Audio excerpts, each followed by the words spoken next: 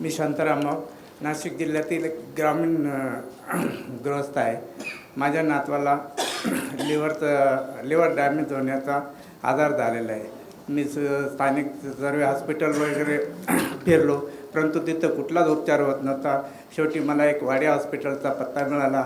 मग मी माझ्या नातवाला वाडिया हॉस्पिटलला घेऊन आलो।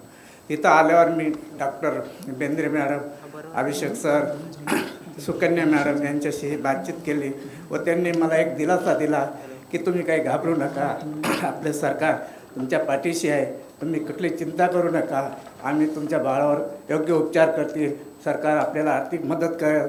आणि सरकारच्या आर्थिक मदतीतून आज माझ्या बाळाला नातवाला जीवदान मिळालेलं आहे। त्याबद्दल मी सरकारचे खूप खूप आभार मानतो, धन्यवाद देतो।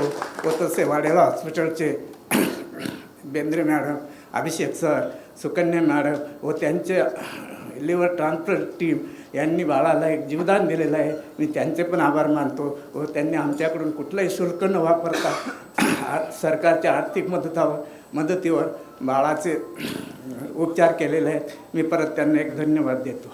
जय हिंद।